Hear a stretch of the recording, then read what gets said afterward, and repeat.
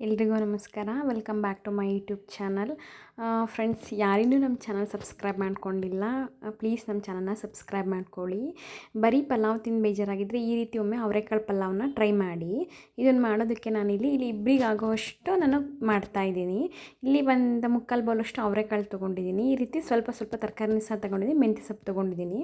ಮೊದಲಿಗೆ ಒಂದು ಕುಕ್ಕರಿಗೆ ಸ್ವಲ್ಪ ಎಣ್ಣೆ ಹಾಕ್ಕೊಂಡು ತೊಗೊಂಡಿರೋಂಥ ಸ್ಪೈಸಸ್ಸು ನಾನು ಸ್ವಲ್ಪ ಹಾಕಿದ್ದೀನಿ. ಮಸಾಲೆ ಜಾಸ್ತಿ ತಿನ್ನಲ್ಲ, ಹಂಗಾಗಿ ನಾನು ಸ್ವಲ್ಪ ಹಾಕಿದ್ದೀನಿ. ನಿಮ್ಗೆ ಎಷ್ಟು ಬೇಕಷ್ಟು ಹಾಕ್ಕೊಳ್ಳಿ. ನಾನು ಇವತ್ತು ತೋರಿಸಿರೋದು ಇಬ್ಬರಿಗೆ ಆಗೋಷ್ಟು ಕ್ವಾಂಟಿಟಿಲಿ ನಾನು ಸ್ವಲ್ಪ ಸಾಸಿವೆ, ಸ್ವಲ್ಪ ಜೀರಿಗೆ, ನಂತರ ಒಗ್ಗರಣೆಗೆ ನಾನು ಈರುಳ್ಳಿ ಮತ್ತು ಕರಿಬೇವನ್ನ ಹಾಕ್ಕೊಳ್ತಾ ಇದ್ದೀನಿ. ಹಾಕ್ಕೊಂಡು ಚೆನ್ನಾಗಿ ಅದನ್ನು ಫ್ರೈ ಮಾಡ್ಕೊಬೇಕಾಗತ್ತೆ.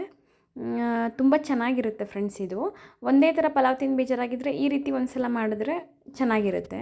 ನೀವು ಒಂದು ಸಲ ಟ್ರೈ ಮಾಡಿ.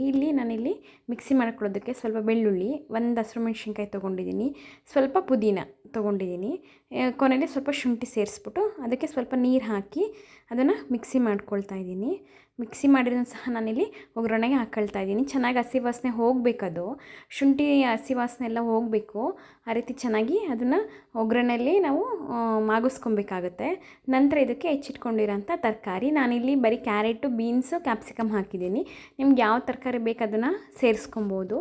ತರಕಾರಿ ಚೆನ್ನಾಗಿ ಒಗ್ಗರಣೆಯಲ್ಲೇ ಚೆನ್ನಾಗಿ ಮಾಗಬೇಕು, ಹಾಗಾಗಿ ಚೆನ್ನಾಗಿ ನಾವು ಫ್ರೈ ಮಾಡ್ಕೊಬೇಕಾಗುತ್ತೆ. ಇದಕ್ಕೆ ತೊಗೊಂಡಿರೋಂಥ ಅವರೆಕಾಳು ಸೇರಿಸ್ತಾ ಇದ್ದೀನಿ.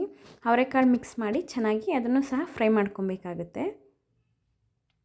ನಂತರ ಇದಕ್ಕೆ ಹೆಚ್ಚಿಟ್ಕೊಂಡಿರೋಂಥ ಮೆಂತ್ಯ ಸೊಪ್ಪು ಹಾಕ್ತಾಯಿದ್ದೀನಿ. ಮೆಂತ್ಯ ಸೊಪ್ಪು ಹಾಕಿ ಚೆನ್ನಾಗಿ ಮಿಕ್ಸ್ ಮಾಡಿಕೊಂಡು ಅದನ್ನು ಸಹ ಚೆನ್ನಾಗಿ ಫ್ರೈ ಮಾಡ್ಕೊಬೇಕಾಗುತ್ತೆ. ಇದಕ್ಕೆ ಕೊನೆಯಲ್ಲಿ ನಾನು ಟೊಮೊಟೊ ಸೇರಿಸ್ತಾ ಇದ್ದೀನಿ. ಟೊಮೊಟೊನ ಸೇರಿಸಿ ಚೆನ್ನಾಗಿ ಮಿಕ್ಸ್ ಮಾಡಿಕೊಂಡು ಒಗ್ಗರಣೆಲ್ಲೇ ಚೆನ್ನಾಗಿ ಫ್ರೈ ಮಾಡ್ಕೊಬೇಕು. ನಂತರ ಫ್ರೈ ಆದಮೇಲೆ ಇದಕ್ಕೆ 1 ಲೋಟ ಅಕ್ಕಿಗೆ 2 ಲೋಟದಷ್ಟು ನೀರನ್ನ ಸೇರಿಸ್ತಾ ಇದ್ದೀನಿ.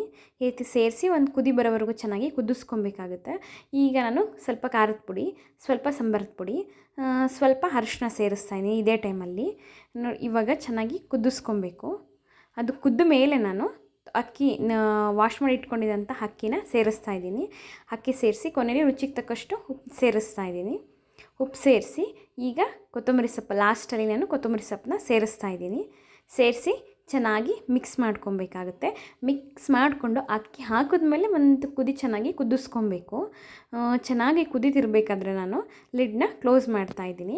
ಈ ರೀತಿ ಮಾಡೋದ್ರಿಂದ ವೈಟ್ ಇರಲ್ಲ, ಎಲ್ಲ ಕಡೆ ಎಲ್ಲದೂ ಸಹ ಉಪ್ಪು ಎಲ್ಲ ಮಿಕ್ಸ್ ಆಗಿರುತ್ತೆ. ಈ ರೀತಿ 1-2 ವಿಷಲ್ನ ಬರೆಸ್ಕೊಬೇಕು. ನೋಡಿ ಫ್ರೆಂಡ್ಸ್, ಎಷ್ಟು ಚೆನ್ನಾಗಿ ಬಿಡಿ ಬಿಡಿಯಾದಂಥ ಪಲಾವು ರೆಡಿಯಾಗಿದೆ.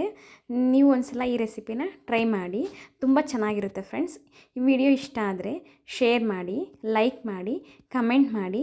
ಯಾರಿನ್ನೂ ನಮ್ಮ ಚಾನಲ್ ಸಬ್ಸ್ಕ್ರೈಬ್ ಮಾಡ್ಕೊಂಡಿಲ್ಲ, ಪ್ಲೀಸ್ ನಮ್ಮ ಚಾನಲ್ನ ಸಬ್ಸ್ಕ್ರೈಬ್ ಮಾಡ್ಕೊಳ್ಳಿ. Thank you for watching.